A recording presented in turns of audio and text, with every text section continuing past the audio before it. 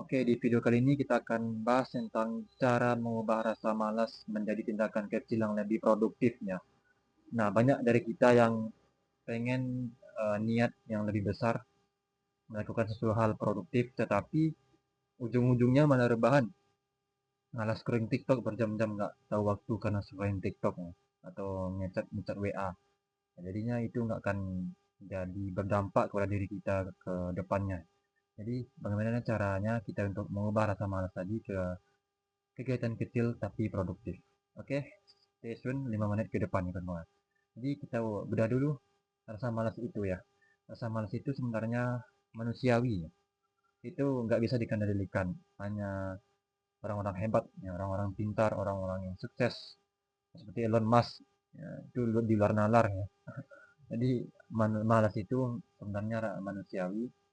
Kita anggap rasa malas sebagai kita itu sebagai manusia wajar rasa malas ya. Tetapi kalau itu tidak bisa dikendalikan oleh kita, itu akan menghambat potensi yang besar yang ada di diri kita.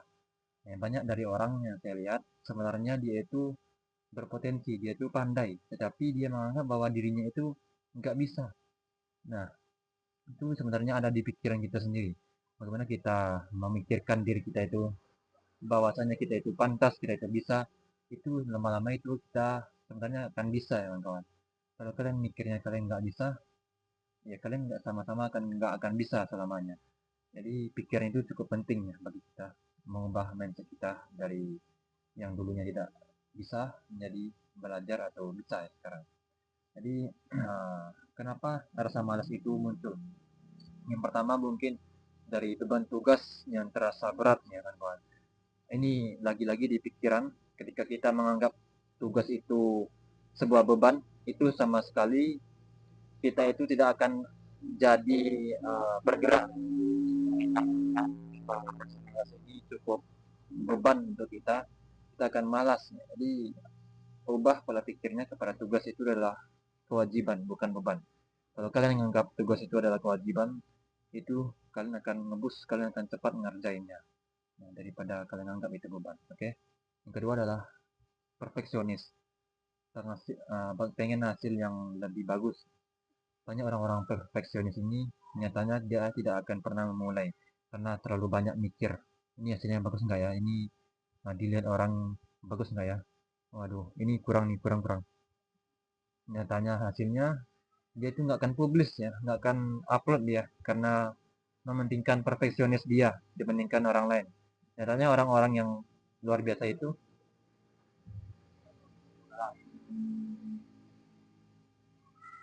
dia itu selalu menganggap umpan balik kepada orang lain gimana hasilnya dia, lalu dia perbaiki. Nah itu hasilnya akan lebih baik dibandingkan perspektif pandang diri Anda sendiri. Jadi perfeksionis itu tidak akan membuat Anda menjadi cepat berkembang ya. Yang ketiga adalah kurang energi atau tidur cukup tidak cukup tidur. Ini membuat kita yang sering-sering begadang itu sama sekali membuat produktif kita mengurang ya. Jadi kuncinya adalah di fokus tidur kalian. Tidur yang kualitas yang cukup baik itu membuat fokus kita yang lebih baik untuk hari besoknya. Jadi jangan sepelekan waktu tidur kalian. Sama seperti HP lah ya.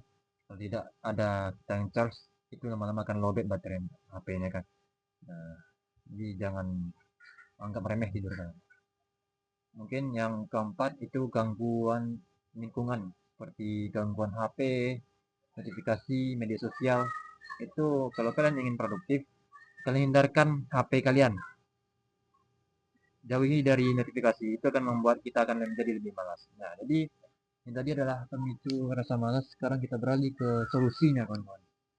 Yang pertama mungkin kita butuh bukan langsung hasil yang besar seperti kita mau olahraga 1 jam sehari langsung besar ya. Enggak, kita harus 5 menit per hari kecil-kecil ya. Kalau kalian membaca buku Atomic Habit, kalian pasti tahu keajaiban dari 1% setiap hari. Setelah setahun, kalau kita lihat dalam setahun, 1000% ya. Bukan 1% lagi, tapi beribu-ribu persen. Nah, bayangkan. Jadi, kuncinya adalah kecil setiap hari ya. Itu adalah kunci. Nah, jangan menganggap, oh, saya hari ini 1 jam olahraga, besok enggak lagi. Nah, itu enggak konsisten namanya. Oke. Kalau kalian rasa malas, mungkin ini cukup tips juga, gunakan hitung mundur. Jadi 5, 4, 3, 2, 1, langsung bergerak. Nah, itu akan membantu kalian menghindarkan rasa malas. Oke.